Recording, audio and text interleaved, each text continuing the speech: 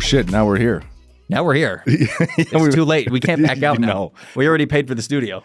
Damn it. Another credit card down. Okay, guys, welcome to episode 1 of Two Fun Guys podcast. I'm Brent Hruska. I'm Tony Haddad. And this is episode 1. We're going to just share a little bit about who we are, what the intention of this podcast is, and where we're going to go with it. Yeah, we're excited for you guys to join us on this journey of mushrooms and business and chaos and fun stories with fun people. Yeah. Why are we wearing mushroom shirts? That's a great question. I'm glad you asked. It was a last minute decision on your part. Yeah. Well, I mean, the name of the podcast is Two Fun Guys. Yeah. And if you, as the audience members, have not put that together yet, Fun Guys is a play on words for fun guy. Did we come up it when we were in Seattle? Did we come up with it during the pandemic or when? Yeah, we did. It was during the pandemic. We were locked in a house for years because Seattle was communist and didn't let you go outside. Exactly. Without express written permission from the government. And so we wanted to start a microdose company. That was the original. Made of gummies. We made gummies, and we tried to make gummies. Yeah. And they didn't work out. Yeah. Little microdose gummies. Yeah. We were going to call them. Well, don't give them the name. They're gonna. We haven't trademarked it yet. We might yeah. still do it. Oh yeah. We might still do it. One day. One day. We can't tell you the name of it yet, but they're coming. Yeah. One day, microdosing is going to be legal, and we will for sure get into that game. Absolutely. Yeah. Yeah. Yeah. So that's allegedly government.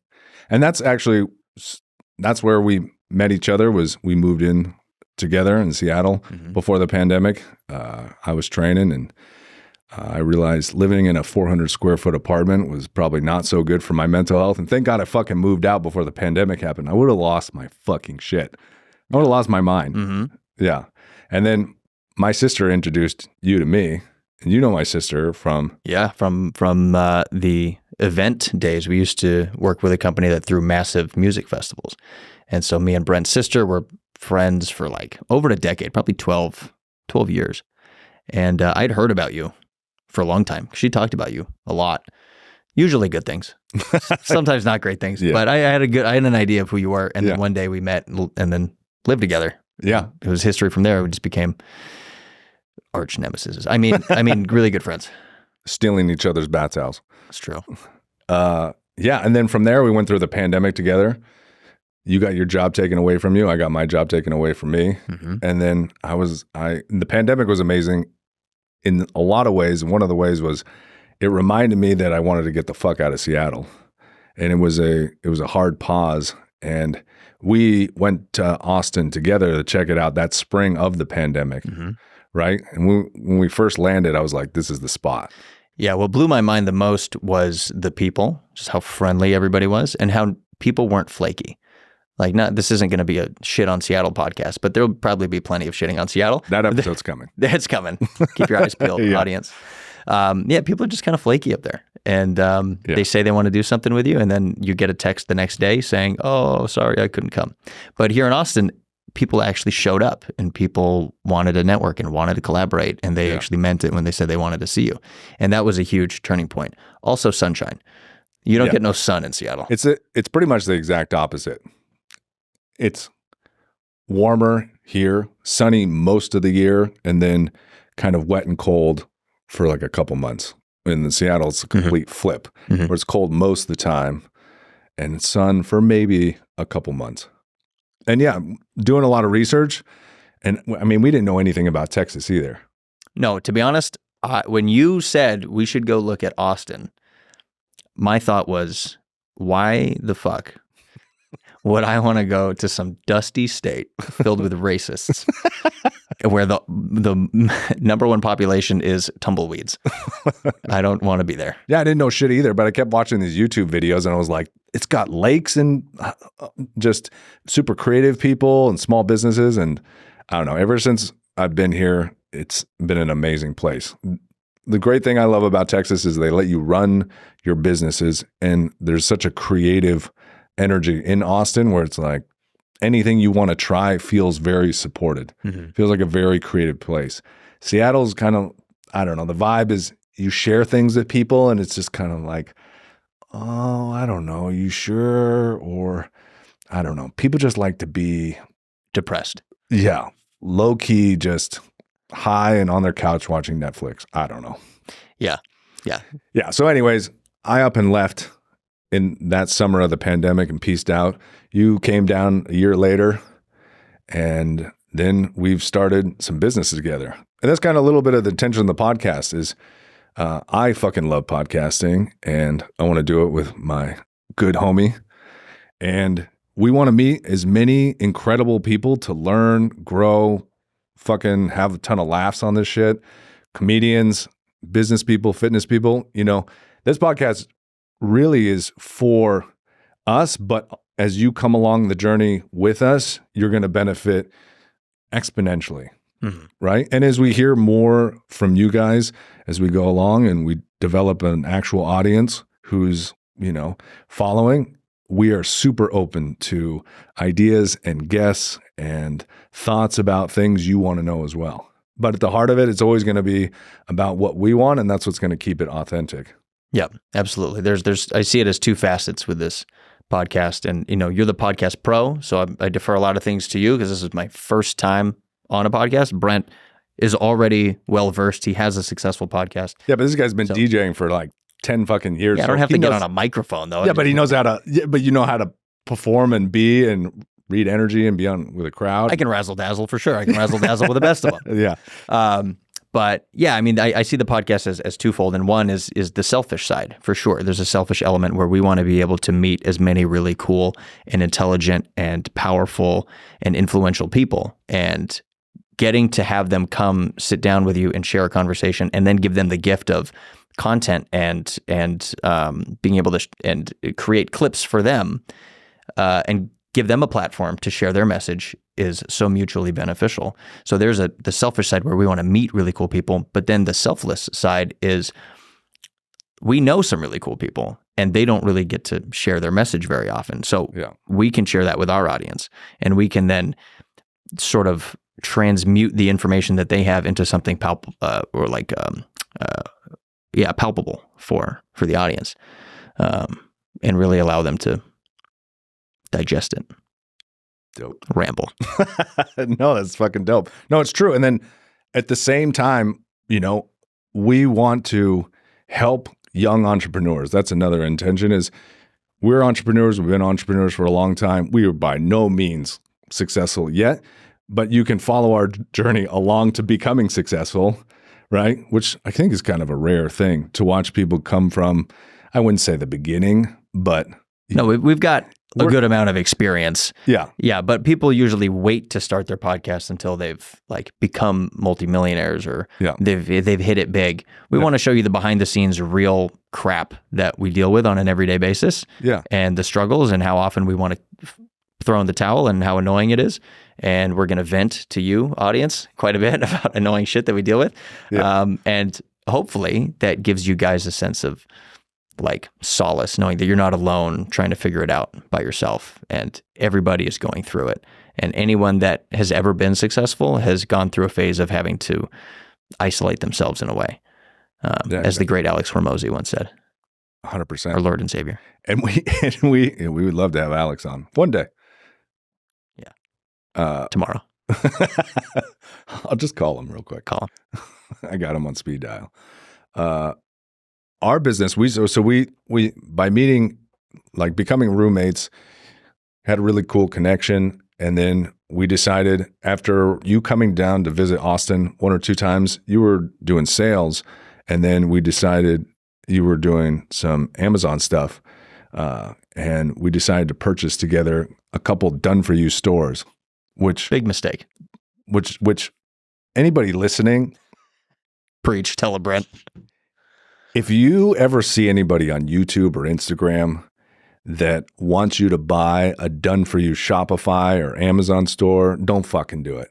Don't do it. Don't fucking do it. It is a sham. If they tell you, hey, give me $20,000 to $30,000, yeah, and I will build an online e-commerce store for you, and it will profit X amount.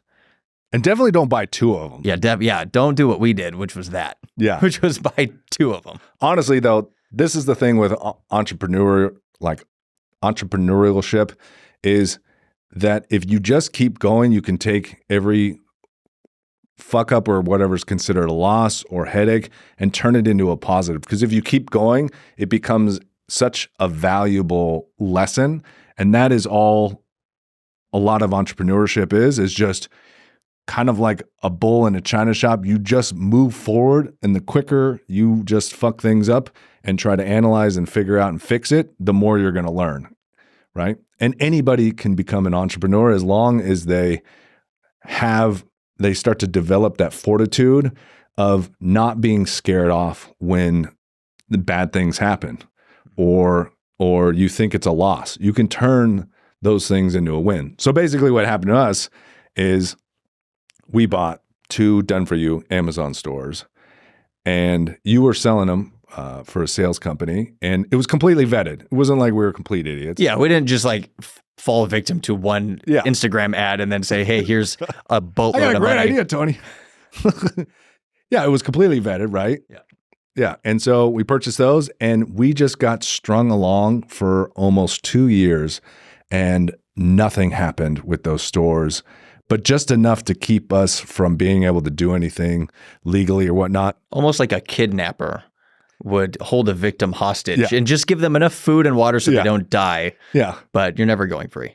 No, we're just drinking mud water to survive. And so we're not sponsored by mud water. If you know anything about both of us, not yet. If you know anything about us, we just don't give up. Like I will be a steady plotter, and I will keep going no matter what. Even if it seems like nothing's happening for months, it's like that thought of achieving something has not left my brain, right? Even for example, with my other podcast, I got to like 50, 60 episodes, and I wanted to keep going, and now we're podcasting together, right? It's like your business can continue to evolve and change, and it probably will over time. If it doesn't, then that's a problem. Yeah, exactly. Right. So we both got upset. I was scrolling on TikTok one day, and I came across the infamous Kevin Kunze, Shout out the man who basically saved our asses. And I saw normally I wouldn't buy something off TikTok, but Kevin Kunze is such a dry human being with just complete. You think he's a human being? I think that's very generous of you. I mean, we'll have to interview him and see. We'll test him. We'll ask him some robot. We have to bring some magnets in here and see if they stick to him. I'm not convinced he's flesh. Just see if you could put it on his head and just like, I'm not doing anything. Yeah. Hey, Kevin, what's that beeping sound? Do you hear that? Exactly. Does not compute. So he had a course of how to launch your own Amazon products, just, the very beginner 101. And I was like, Tony, we should fucking do this. So we got the course, and I don't know, 6 months to go through it, 3 months. I don't remember. When we got it? Yeah. It was a year ago. How long did it take us to get through the course and launch through it? Like a month and a half. And then we launched our first product probably within 6 months after finishing it. Yeah. I would say within 6 months. Yeah. Maybe 5. And in that amount of time, we have learned so much. And that's why I'm saying that the failed product was such a blessing, because if those 2 products we bought worked, we wouldn't know shit about Amazon. Yeah, we would just be making some steady side money, and we'd still be working our normal jobs and things we'd be grateful. It would be cool. We'd be making an extra couple grand a month. Yeah. Awesome. But getting thrown to the wolves in the sense that we lost money, and this is the big thing. I have to thank the man who scammed us, because he filled us with such rage and just immense, powerful hatred and like a drive to be successful, because we felt slighted. And so that's what drove us to, like you said, finding Kevin, doubling down. We were, for full transparency, about 60 grand in the hole that we had put toward, maybe more than that, probably altogether, maybe 70 to 75. And we decided, well, we can either call that a wash and say we lost 75 grand, or we can put another 15-ish into it. Yeah. Worst case scenario, we are in the whole 90 grand instead of 75, which is not much more. Yeah. But best case scenario, we turn the whole ship around and we make it a successful business. And so that was like a key distinction moment in our lives, in our business, where we could have failed and called it a failure, or we could have, like you said, kept fucking going, and we just kept fucking going. But this time smarter, this time with guidance, this time with someone that we trust. So Kevin, don't screw us over, please. Yeah. And being able to do it with a business partner, somebody like that, I'm the kind of person who does everything by myself, and I would never launch or do something with somebody unless it really made sense. And that even goes just for being in a relationship with somebody, right? Like an intimate one.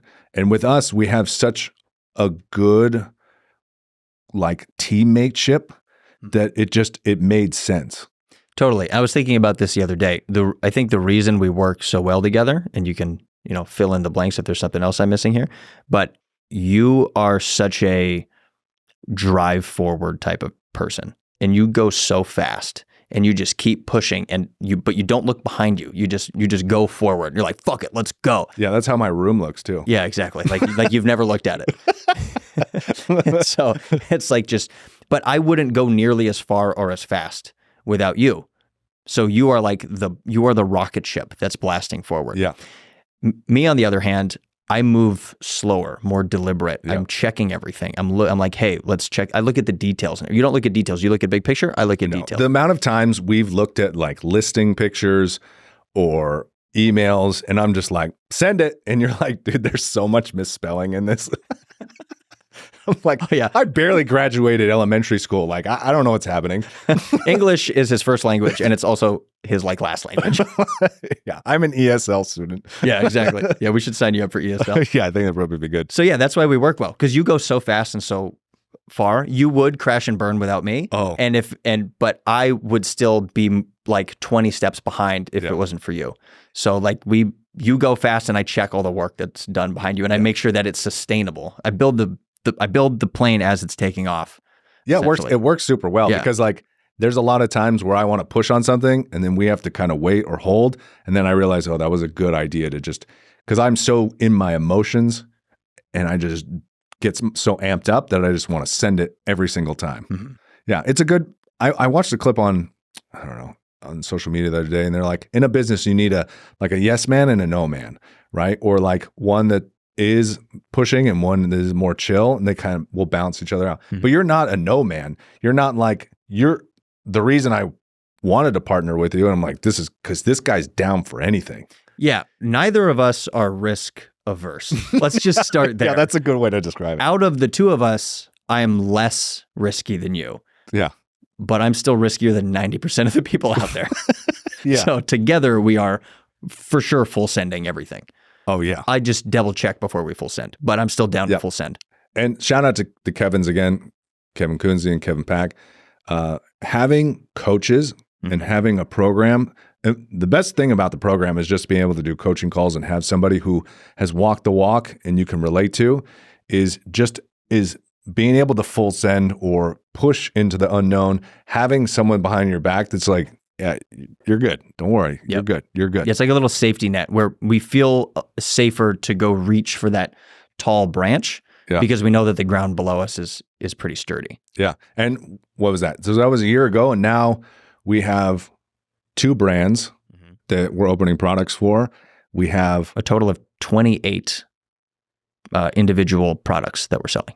Like 28 different SKUs, which is an identifier on Amazon. Our life is, I train people in the morning, Tony takes sales calls, and then all day, even when I'm in bed at 10 o'clock at night, talking to Chinese suppliers all day, every day, just going for it, right? I mean, we have a big vision. We want to keep growing this. We'd love to have this podcast studio in our house. We're big festival party guys. We want to have people from raves and the music scene because it's a big part of our lives as well. We want to share that as well. We also want to be able to maybe even have our own production company where we throw events or parties and whatnot. So we're in a place, at least I think I'm going in a direction that I never thought I was going to go in my life. And now I've like opened my mind to a crazier possibility or a bigger possibility than I ever envisioned. And this podcast in some ways is kind of like the core of it, to be able to document it and also as a way of like a reflection tool to like share it and document it. And I don't know, when you're ever on a mic or you're on a camera and you're sharing your experiences, it's almost like a diary. It's like a live journal, right? And we get to go through this whole experience. And at the end of the day, as we become more abundant and successful, we just want to give more, create more, do more, and bring as many people into that experience as possible. Yeah. Yeah. That's why we had to start it now. It's like, there's no perfect time to start anything, right? I mean, we could have waited longer and, maybe we could have networked more and be more But that's successful. not how we operate. We're full send type of guys, No. as we've previously stated. Yeah. So we literally booked the studio time, and you pay up front for a certain amount of sessions, and we're like, oh, now we got to find guests. And then we start going on a manhunt to find really cool guests. And we already have such an incredible list of people that are wanting to come on and share their stories. And that feels good. It feels good to full send something and risk it when you know that you could delay and you could wait longer, but then it just all comes together. And it feels like putting the last piece of a puzzle in that you've been working on for a long time. It's a very dopamine releasing feeling. And the documentation piece I think you mentioned is really important.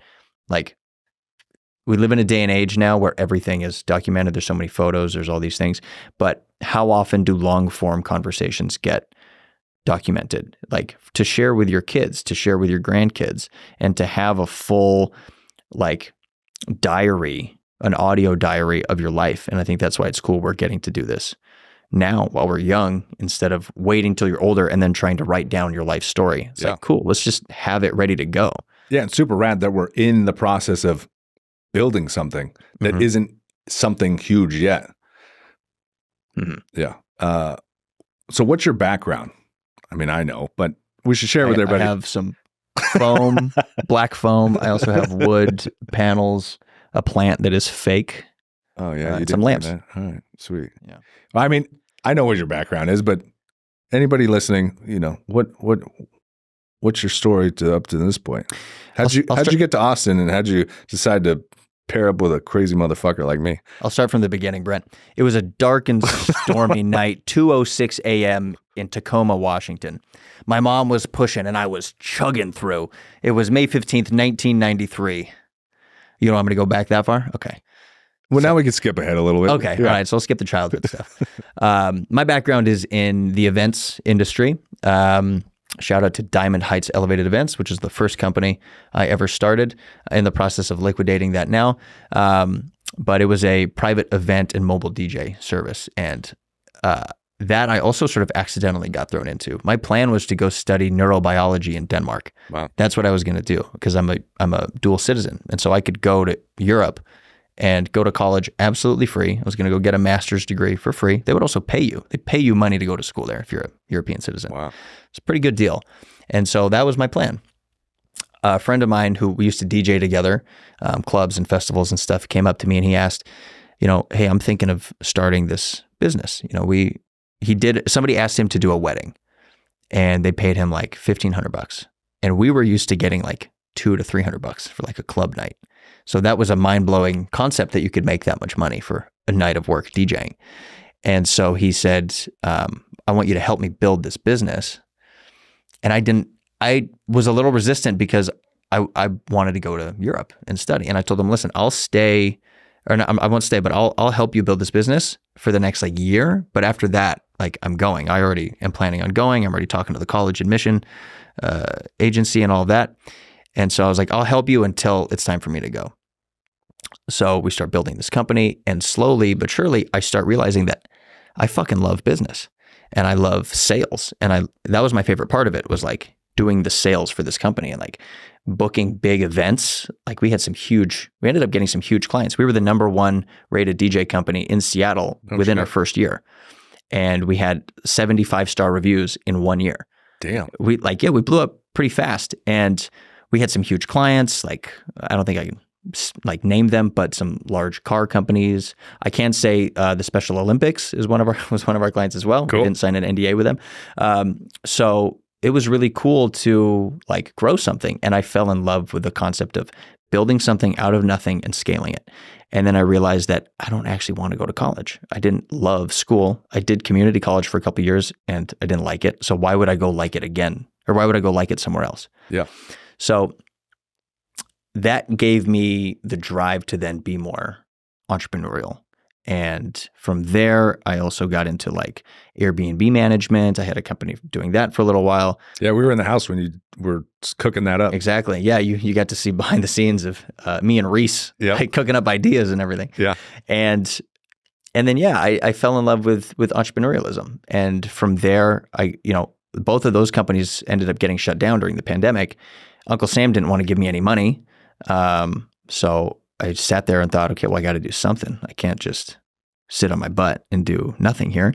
So I ended up getting into like online sales. I was like, I like sales. Where can I do this? I can sell from my home. I can sell over the phone or something. And I found some programs that would kind of pair you with companies that need sales reps. And then I went deep down that rabbit hole, ended up working with a company called Sales Sniper, when they were just a tiny little outfit of like, there was like 4 or 5 ragtag people. And it became like the number one sales agency, like high ticket sales agency in the world. Can you talk about anybody you guys worked with or? Probably not. Okay. Too many NDAs that I don't know if I can or can't. So it's safer to just not. But you can go to the website, salesniper.net, and there's probably a list of clients we've worked with in the past. But some pretty big names. And so fell in love with sales all over again, but really got deeper into it, learned like the psychology, the nuance, with someone named Jeremy Miner, who was one of my mentors, really masterful systems around human behavior and human psychology and what makes somebody tick and how do you get someone to get out of their own way.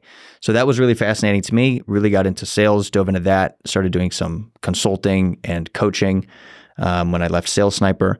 And that's kind of what I'm doing now is like I take a couple sales calls, I do some coaching and consulting calls, nice little mix of the two. And now Amazon. So that's how I got here. That's my background. Dope. Yeah. Any other follow-up questions? What's your intention for the podcast? I mean, I kind of group shared my thoughts, but like any other thoughts about it? No, I think just circling back to what we stated previously, it's the twofold aspect of I really want to meet incredible people and have a platform for them to share. And I want to be able to take this information that I find fascinating and distill it down into easily digestible bits that the general public can then take and utilize. I think podcasting as an industry is so powerful. And people like to make fun of it, and I make fun of it. Like everybody's got a podcast. Great. I love it. Give everybody a podcast. Give everybody a platform. The more the merrier. 100%. That's what I say. It's just like what? No. So like people have been writing books. It's like, oh, he's writing another book. Yeah. Podcasting is one of the only things that get made fun of. Yeah. Because somebody's starting it. Oh, you're going to write a book? Don't you think there's enough books out there? Not another book. Oh, not another food product. Oh, another white guy writing a book. So original. Canceled. Yeah, so that's my intention. I love it. Yeah. What's your background? Well, real quick, one thing I love about this day and age, which is super fucking dope, is imagine when we were like in high school, the ability to be creative and just create like with video and audio and everything was so limited. Mm-hmm. Like anybody who grabs a phone and gets like a basic Bluetooth mic off Amazon can create insane content, and it's exponentially exploding so fast. I remember we looked at TikTok during the pandemic, me, you, and Claire, our third roommate, and we couldn't figure out for the life of us how the fuck TikTok worked. And we were like, blasphemy, this thing is the devil. Like we couldn't figure out even how to make one post. No, I was convinced that there was like an age limiter on TikTok and it won't let you post if you're over the age of 25. Yeah. And then we just like threw the phone and we're like, Yeah. Yeah. But now watching TikTok, I remember getting you blew up on TikTok. And then look how far you've come. Yeah. And then I started looking at it and I was like, wow, this is really interesting. And even in the last, I usually only look at it when I'm doing cardio, but I'll pop it open now to just see the types of things people are creating. It's insane. The amount of work that goes into like a 30-second clip and the things people are doing. Or I follow this one girl who literally travels all over Thailand and just goes to kickboxing academies and films all this incredible content and pays for it. It's like, it's limitless. So like if you're an entrepreneur, it's like, don't like fucking start a podcast, start anything with media, audio, whatnot, just go for it. Mm-hmm. I think it's one of the smartest things you can do. And you don't have to have a crazy studio like this or anything. We're just fucking extra.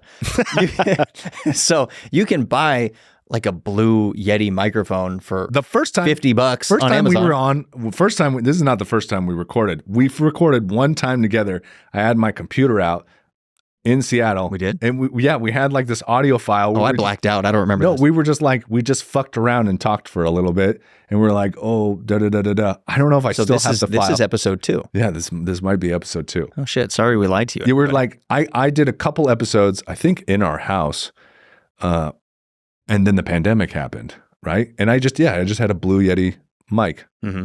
My background is been personal trainer since I was 20 years old. I'm almost 39, so a long ass time. Geriatric old man. I know. I need wheelchair assistance. He usually helps me. I do. I have to chew up his food, spit it in his mouth like a baby bird. Yeah. Take him to the hospital for his prostate exams. Exactly. And I've recreated my personal training business 4 or 5 times throughout that. I've gone through many different evolutions and rebirths of the type of philosophy I've had and all that. And I've kind of got to this peak place where I feel like when you've done something long enough, you understand the very simple fundamentals of things. And I've reached this place where I love it, but I don't want to grow it anymore, at least now. So I'm just kind of do it as a semi-retired individual. And this thing we're creating together is way more interesting. And podcast is way more interesting. What do you find more interesting about it? Because I feel like with training, I feel like a black belt in it. And also I don't have an interest, like what more can I grow? You can either open a gym. Every gym owner or experienced trainer has told me don't do that. So don't do that.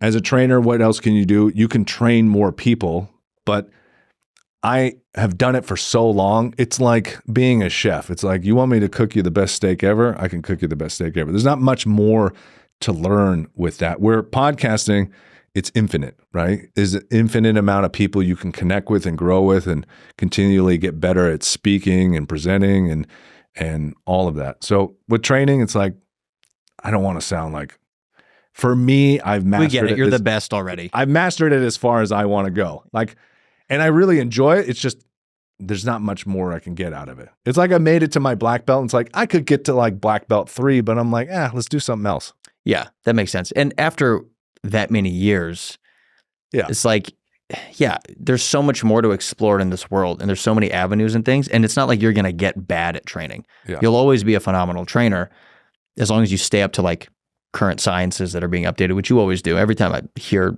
you listen to a podcast, it's some kind of sciencey thing that I don't understand. Body mechanics and stuff. So you're always staying up to date. Yeah. But yeah, there's so much more out there to explore and to experience and get better at. So many hobbies. Yeah, exactly. And I don't remember what I was going to say. I think you were going to talk about the war in Ukraine.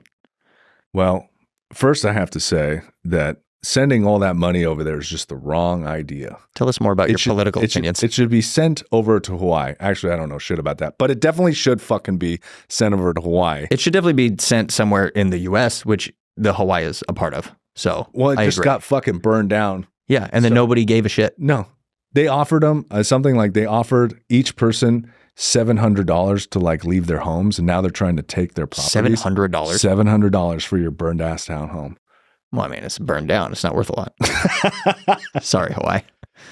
Oh, one thing I will say about this podcast. I just want to apologize directly now before we get too far into this to my family. You all know me as a certain person, and we're going to probably get canceled doing this podcast at some point. So I'll probably say some outlandish shit that might hurt your feelings, mom and sisters and everyone. So just apologizing now for the outrageous and outlandish things that are going to come out of my mouth over the next couple of years. Yeah, we're just gonna go for it. Yeah, we're going for it. Anything else? I think that's everything, man. I don't want to take up too much random time with random stuff. I think we covered the big bits and the important things, unless there's anything on the front of your mind that really wants to come out. No, if you guys want to follow us, Two Fun Guys Podcast, TikTok, Instagram, probably be the YouTube handle as well. You can always shoot us a DM. Voice text is always best. If you want to communicate with me, you can always shoot us ideas, thoughts about things, share things. You got friends that you think would be good as guests, you can always hit us up. And then, thanks for coming along for the ride. And we'll just see where this shit goes. And any topics that you want us to cover also. If you want us to talk to a specific person or in a specific industry or world, great. Well, we can research and find some people to bring on the show too. So yeah, we'll for sure consider it. We'll at least consider it. Yeah. If you want us to talk about underwater basket weaving, then odds are slim. Yeah. Yeah. Well, Two Fun Guys out.